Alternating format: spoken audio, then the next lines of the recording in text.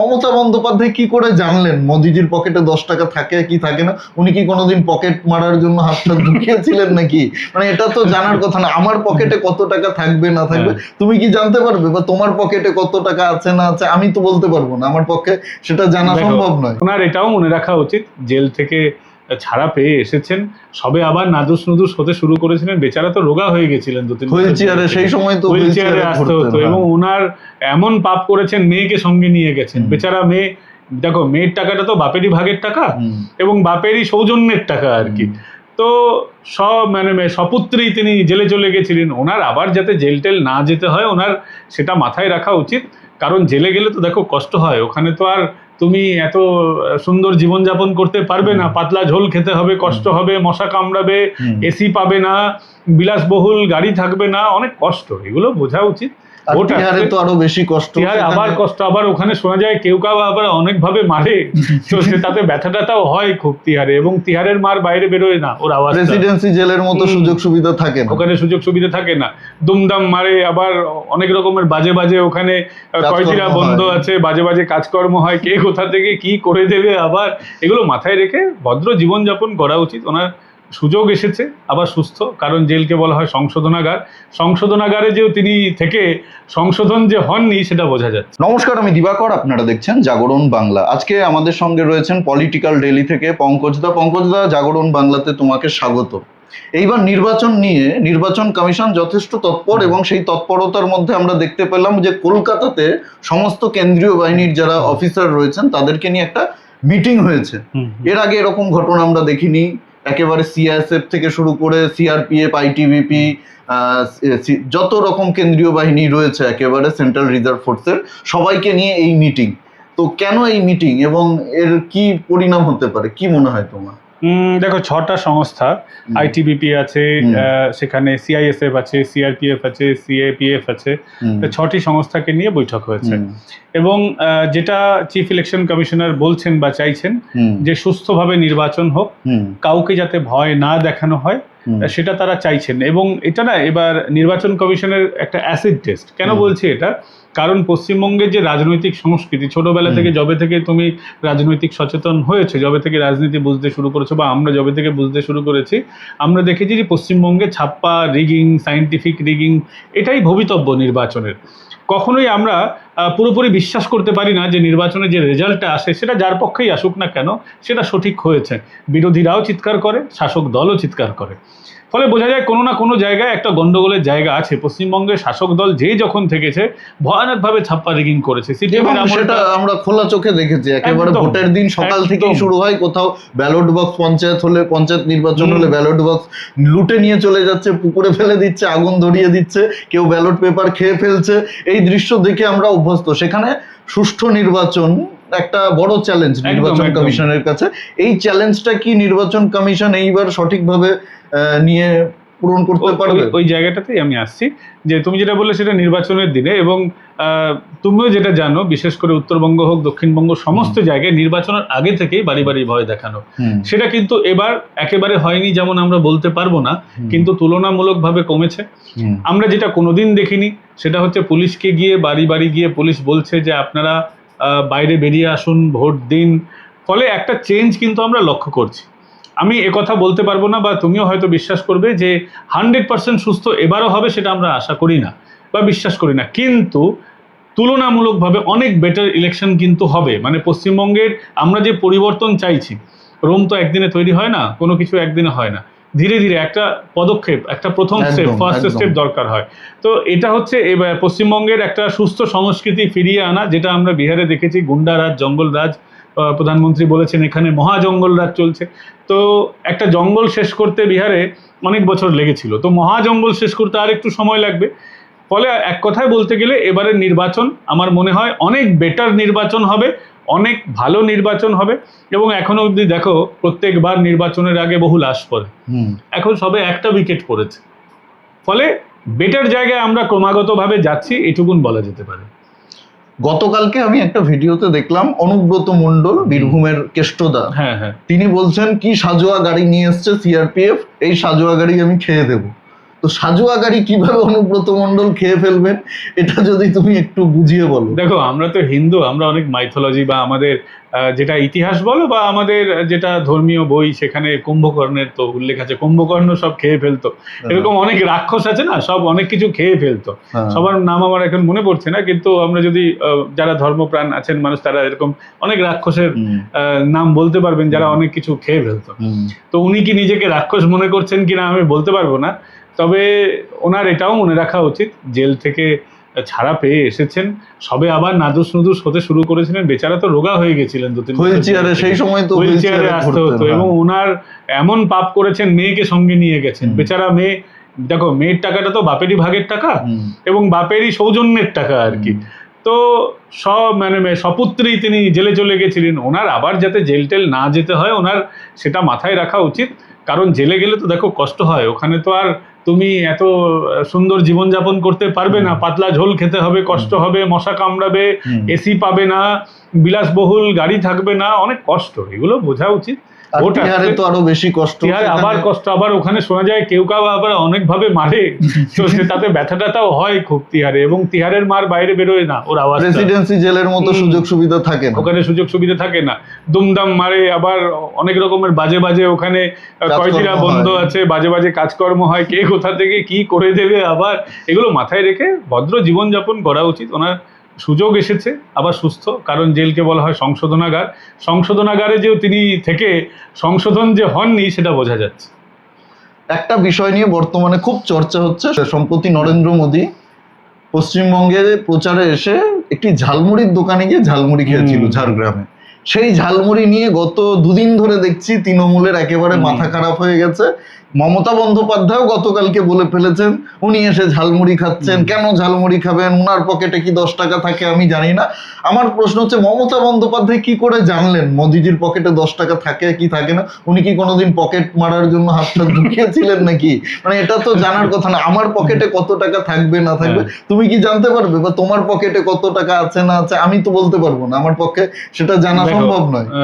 মমতা বন্দ্যোপাধ্যায় বলেন তিনি বেতন নেন না, প্রধানমন্ত্রী কখনো বলেননি যে আমি বেতন নিই না। এবং প্রধানমন্ত্রীর একটা ওয়েলফেয়ার ফান্ড আছে, সেখানে যথেষ্ট ভালো রকম যারা তার শুভানুধ্যায়ী আছে তারা হেল্প করে। আমি জানি না প্রধানমন্ত্রী নরেন্দ্র মোদীর ইউটিউব ফেসবুক চ্যানেল মনিটাইজড আছে কিনা। যদি মনিটাইজড হয় তাহলে উনি যথেষ্ট ভালো টাকা ওখান থেকে রোজগার করার কথা। তো আমি জানি না, আমি আবারও বলছি সেটা মনিটাইজ আছে কিনা সেটা আমার কোনো ধারণা নেই। কিন্তু প্রধানমন্ত্রীর কাছে 10 টাকা থাকবে না কেন? 10 টাকা 5 টাকা থাকা কি কোনো বিশাল বড় ব্যাপার? আজকাল তৃণমূলের যারা ভিখারি নেতা আছে তারাও দেখতে পাই, সকল ভিখারি আর কি, যারা নেতার চামচা আমচা, তারাও দেখি স্করপিও করে ঘুরে। আর একটা প্রধানমন্ত্রীর পকেটে 10 টাকা থাকবে না? এটা মানে মমতা বন্দ্যোপাধ্যায় হাস্যকর কথা বলেন চিরকাল, এবং এটা দিয়ে তিনি অ্যাটেনশন ক্রিয়েট করেন। এবং ঝালমুড়িতে তো কোনো তৃণমূল কংগ্রেসের স্টাম্প লাগা নেই। মমতা বন্দ্যোপাধ্যায় ঘুগনিকে প্রমোট করেন, চপকে প্রমোট করেন, ফলে তার ওখানে কপিরাইট হতে পারে, তার জিআই ট্যাগ হতে পারে, কালীঘাটের জিআই ট্যাগ আলাদা করে হয়তো তৈরি করতে পারেন। কিন্তু ঝালমুড়ি খেয়েছেন, এতে দোষের কোথায়? ঝালমুড়ি তো কোনো নিষিদ্ধ মাংস নয় যেটা মমতা বন্দ্যোপাধ্যায়রা প্রমোট করেন। উনি তো বারংবার বলেন যে গোমাংসে প্রোটিন আছে, গরিব মানুষের খাওয়া উচিত, এর আগে অনেকবার বলেছেন।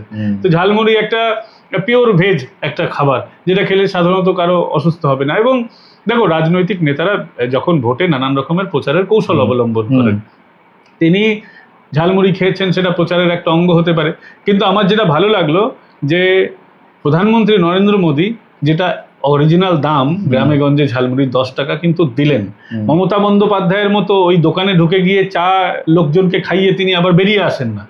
ওই যে চা লোকজনকে তিনি চা রেঁধে খাওয়ান বা চা বানিয়ে খাওয়ান, তারপর লোকজনকে যে খাওয়ান তার কাছে বলে ওই যে যাদের খাওয়ান তাদের কাছ থেকে পয়সা নেন না। মানে ওখানেও কিন্তু দুর্নীতি। তিনি চা বানাচ্ছেন, 10 জনকে খাওয়াচ্ছেন, ওই চাটা তো দোকানদারের, চা পাতা দুধ নিয়ে খাওয়াচ্ছেন। তাহলে ওই যে চা 5 টাকা হোক, শহরে 10 টাকা, গ্রামে 5 টাকা হোক, সেই 50 টাকা নিয়ে তো কালেক্ট করে দোকানদারকে দেওয়ার কথা, বা নিজে রেখে ক্যাশ বাক্সে রেখে দেওয়ার কথা। তো তফাৎটা এইখানে যে মমতা বন্দ্যোপাধ্যায় যেটা করেন সেটা সম্পূর্ণ গিমিক, এবং প্রধানমন্ত্রী যখন রাজনৈতিক প্রচারও করেন তার সেই সময়ও মনে থাকে যে আমার রাজনৈতিক প্রচারের জন্য কারো যেন ক্ষতি না হয়। তফাৎটা এইখানে মমতার সঙ্গে নরেন্দ্র মোদী। না, মমতা বন্দ্যোপাধ্যায় বলছেন ক্যামেরা নিয়ে মাইক্রোফোন নিয়ে কে ঝালমুড়ি খেতে যায়। আচ্ছা, তো এই বিষয়টা নিয়ে কি বলবে? আমরা তো যতদূর দেখি প্রধানমন্ত্রীর সঙ্গে একটা টিম থাকে সব সময়, যারা ক্যামেরা করেন, প্রধানমন্ত্রী ক্যামেরা শুধু না, প্রধানমন্ত্রীর সঙ্গে এনএসজির একটা টিম থাকে, প্রধানমন্ত্রীর নিজস্ব একটা সিকিউরিটি টিম থাকে, সে বিশাল বড় টিম, এবং প্রধানমন্ত্রীর গাড়ি থেকে সবকিছু চেক হয়। ক্যামেরা শুধু নয়, বহু কিছু থাকে, সবটা আমি ডিটেলসে যাচ্ছি না, ওটা আলোচনার বিষয় না। কিন্তু মমতা বন্দ্যোপাধ্যায় যেখানে যান, মমতা বন্দ্যোপাধ্যায়ের সাথেও তো সবসময় ক্যামেরা থাকে, তো তিনিও তো ক্যামেরা নিয়েই মানে চায়ের দোকানে চা বানান। এবং মজার ব্যাপার, যখন তার বাড়িতে পুজো হয় তখন গ্যাসের উনুন ছাড়া রান্না হয়ে যায়, কিন্তু নরেন্দ্র মোদীর কিন্তু কখনো আগুন ছাড়া রান্না হয় না, আগুন ছাড়া। নরেন্দ্র মোদী যেটা করেন সেটা দেখা যায়, পুরোটা সুন্দর করে দেখা যায়। বেচারা ঝালমুড়ি বানালো, সে নিতে চাইছিল না টাকা, পুরোটা খুব ন্যাচুরাল ছিল। আর মমতা বন্দ্যোপাধ্যায় আগুন যারা ছিল কচিকাঁচা তাদেরকেও দিয়েছে, তাদেরকেও দিয়েছে, তো ওটা খুব ন্যাচুরাল ব্যাপার বা একটা মানবিকতা দেখা যায়। আর মমতা বন্দ্যোপাধ্যায় পুরোটাই গিমিক। তো 10 টাকার ঝালমুড়ি এতটা ঝাল তৃণমূলকে কি করে লাগিয়ে দিল? একেবারে গোটা তৃণমূল কংগ্রেস গত মানে দুদিন ধরে দেখছি পাগলের মতো হয়ে উঠে পড়ে। এই জায়গাটাতেই আসবো। ঝালমুড়ি কালচার বা ঝালমুড়ি নিয়ে রাজনীতি পশ্চিমবঙ্গে শুরু করেছিল বাবুল সুপ্রিয়। বাবুল সুপ্রিয় মমতা বন্দ্যোপাধ্যায়ের সঙ্গে ঝালমুড়ি খাওয়ার পর, মানে মমতা বাবুলকে যখন ঝালমুড়ি খাওয়ালেন, তারপর বাবুল চলে গেলেন, তৃণমূলে ছিল, তারপর চলে গেল। এবং আমার মনে আছে, খুব ভালো মনে আছে, কারণ আমি সেদিন রূপা গঙ্গোপাধ্যায়ের বাগুইয়াটিতে জোড়া মন্দিরে একটি সভা ছিল, সেখান থেকে রূপা গঙ্গোপাধ্যায় কিন্তু বাবুলের বিরুদ্ধে বিষাদগার করেছিলেন। তারপরে দিলীপ দা রূপা গাঙ্গুলির উপর রেগে গিয়ে ওকে ইয়েতে পাঠিয়ে দিলেন, দিল্লিতে পাঠিয়ে দিলেন রাজ্যসভা। ওটা নিয়ে বিস্তর রাজনীতি হয়েছিল। দিলীপ দাকে বাবুল বললো এরকম রূপাদি কেন এরকম বলছে, তখন রূপা গঙ্গোপাধ্যায় হচ্ছেন মহিলা মোর্চার প্রেসিডেন্ট পশ্চিমবঙ্গের। তো ঝালমুড়ির সাথে মমতা বন্দ্যোপাধ্যায়ের দলে টানার একটা পুরনো খেলা চলে, যে ঝালমুড়ি খাওয়ালে। এবার ঝালমুড়ি খাওয়াতে গিয়ে মমতা বন্দ্যোপাধ্যায় তো বুঝতে পারছেন যে নরেন্দ্র মোদী ওই যে বিধানসভা এলাকা বা ওই যে জেলা, গোটা ওই এলাকা বা বিধানসভার মানুষকে কিন্তু তিনি টেনে নেবেন কাছে, এটা কিন্তু বিরাট এফেক্ট করবে। তাই মমতা বন্দ্যোপাধ্যায় ভয় পাচ্ছেন যে একটা 10 টাকার ঝালমুড়িতে ওনার কয়েক কোটি টাকার ক্ষতি হয়ে যাবে। একটা বিধানসভা এলাকায় যদি ওই বিধায়কটা জিতে যায় বা কয়েকজন ওই এলাকায় ওই জেলায় জিতে যায়, তাহলে তো কাটমানি আসাটা একটু তো অসুবিধা হয়ে যাবে না। তো আসল জায়গা হচ্ছে অর্থনীতি। মমতা বন্দ্যোপাধ্যায় বুঝতে পারছেন যে ফিশ ফ্রাইয়ের রাজনীতি আমিই করব, ঝালমুড়ির রাজনীতি আমিই করব, ঘুগনির রাজনীতি আমিই করব, আমারই পেটেন্ট নেওয়া আছে, আর কেউ করতে পারবে না। তুমি কখনো শুনেছো যে কোনো দেশের প্রধানমন্ত্রীকে তার দেশেরই কোনো অঙ্গরাজ্যে বহিরাগত শুনতে হয়? মমতা বন্দ্যোপাধ্যায় গতকালকেও বলেছেন যে নরেন্দ্র মোদী তো গুজরাটের লোক, ও কেন আসবে? ওর যদি মনে হয় এখানে জিততে হবে, ও এখন বলছে আমাকে কপি করে যে সব জায়গায় আমি প্রার্থী, তাহলে প্রধানমন্ত্রী তো ছেড়ে দিক। তো মমতা বন্দ্যোপাধ্যায়ও তো তাহলে মুখ্যমন্ত্রী ছেড়ে দিক, এত লোককে তো দাঁড় করানোর ব্যাপার নেই, বা তিনিও দাঁড়ান, অন্য কাউকেও দাঁড়ান, তিনি তো সব জায়গায় জিতে গেলে হেরে যাবে, আবার উপনির্বাচন হবে, তখন ওদেরকে জিতিয়ে আনবেন সরকারটা করে। আসলে মমতা বন্দ্যোপাধ্যায় পুরোটাই গিমিকের রাজনীতি, ঢপের রাজনীতি। এখন আর মাথা কাজ করছে না, এমনিতে তো গরম। তোমার আমার যদি কষ্ট হয়, তাহলে 75 বছর তার বয়স, তার কত কষ্ট হবে ভেবে দেখো। তারপরে মুখ্যমন্ত্রিত্বের এতদিনের তেজ জৌলুস, আবার তাকে মনে হচ্ছে আবার 5 বছর পর আবার আমাকে আসতে হচ্ছে নির্বাচন করাতে। যে উনি যদি ক্ষমতায় থাকেন, তাহলে এরপরে উনি চেষ্টা করবেন কিভাবে এই 5 বছর পর পর ভোটটা তুলে দিই। তা উনি তো নিজেকে অঙ্গরাজ্য মনে করেন না, তিনি মনে করেন আমি আলাদা একটা দ্বীপপুঞ্জ বা আলাদা একটা দ্বীপরাষ্ট্র, যেটা ভারতবর্ষের পাশে আছে ঠিকই, কিন্তু ভারতবর্ষের কন্ট্রোলে যেন না থাকে। আমি জানি না, আন্দামান নিকোবর তো একটু দ্বীপপুঞ্জ, কিন্তু তারপরে ওখানে অসুবিধা হয় না, থাকবে না। তো উনি বাংলাদেশ টাইপের নিজেকে মনে করছেন। এবং আমি তোমাকে এখানে বলবো, এটা আমি কালকেও খবর করেছি, যে বাংলাদেশে এখন কিন্তু লেখালেখি হচ্ছে যে এই নির্বাচনে মমতা বন্দ্যোপাধ্যায় থেকে গেলে তাদের কত লাভ হবে। তারা বলছে যে মমতা বন্দ্যোপাধ্যায়, প্রথম আলো, আমি একদম নাম করে বলছি, ওখানকার প্রথম সারি সব থেকে বিক্রি হওয়া সংবাদপত্র, সব থেকে বড় সংবাদ গোষ্ঠী প্রথম আলো, তারা বলছে মমতা বন্দ্যোপাধ্যায় ভারতের সঙ্গে বাফার স্টেট হিসেবে কাজ করছে। বাফার স্টেট কাকে বলে দর্শকদের বুঝিয়ে বলবো। যেমন ভারতের ক্ষেত্রে নেপাল হচ্ছে চীনের কাছে, চীনের মধ্যে বাফার স্টেট, ভুটান হচ্ছে চীন এবং ভারতের মধ্যে বাফার স্টেট, যেটা দুটো রাষ্ট্রকে আলাদা করে একটি মধ্যেকার রাষ্ট্র। তারা মনে করে এটা কিন্তু একটা রাষ্ট্র। এবং কেন তারা মনে করে, মমতা বন্দ্যোপাধ্যায় যে স্লোগান দেন জয় বাংলা, যখন মমতা বন্দ্যোপাধ্যায় বিরোধী নেত্রী ছিলেন কংগ্রেসের, তিনি কিন্তু বন্দে মাতরম বলতেন, জয় হিন্দ বলতেন, এবং তৃণমূল প্রথম 5-7 বছরও ভারতীয় স্লোগান দিত। এখন তারা কি স্লোগান দেয়? জয় বাংলা, খেলা হবে। খেলা হবে হচ্ছে শামীম উসমানের স্লোগান, বাংলাদেশে আমরা সকলেই জানি। এবং জয় বাংলা শেখ মুজিবুরের স্লোগান। তো স্বাভাবিকভাবে মমতা বন্দ্যোপাধ্যায় কোথাও না কোথাও নিজের একটা ভোটার শ্রেণীকে খুশি করতে গিয়ে ভারত থেকে বিচ্ছিন্ন হয়ে যাওয়ার চেষ্টা করছেন। এটা কিন্তু খুব খারাপ ইঙ্গিত, এবং এটার জন্যই আমরা কিন্তু এটার তীব্র বিরোধিতা করি। আমরা চাই যে পরিবর্তন হোক, না হলে পশ্চিমবঙ্গ না একটা আলাদা কাশ্মীর বলো, কাশ্মীরের মতন তৈরি হয়ে যাচ্ছে, একটা বিচ্ছিন্নতার দিকে আমরা কিন্তু এগিয়ে যাচ্ছি ধীরে ধীরে। একদম। অনেক অনেক ধন্যবাদ পঙ্কজ দা জাগরণ বাংলাকে আজকে সময় দেওয়ার জন্য। আর আপনাদের উদ্দেশ্যে বলবো, যদি ভিডিওটি ভালো লাগে, আমাদের আলোচনা ভালো লাগে, অবশ্যই প্রচুর পরিমাণে শেয়ার করুন, লাইক করুন, কমেন্ট করে আপনাদের মূল্যবান মতামত জানান। আর জাগরণ বাংলা ইউটিউব চ্যানেলে নতুন হলে আমাদের চ্যানেলটি সাবস্ক্রাইব করে পাশে থাকুন, পাশের বেল আইকনটি প্রেস করে দিন। আমাদের প্রতিটি ভিডিওর নোটিফিকেশন আপনাদের কাছে সবার আগে পৌঁছে যাবে। সবাই খুব ভালো থাকুন, সুস্থ থাকুন, আশেপাশে সবার খেয়াল রাখুন। জয় হিন্দ, বন্দে মাতারাম, ভারত মাতা কি জয়।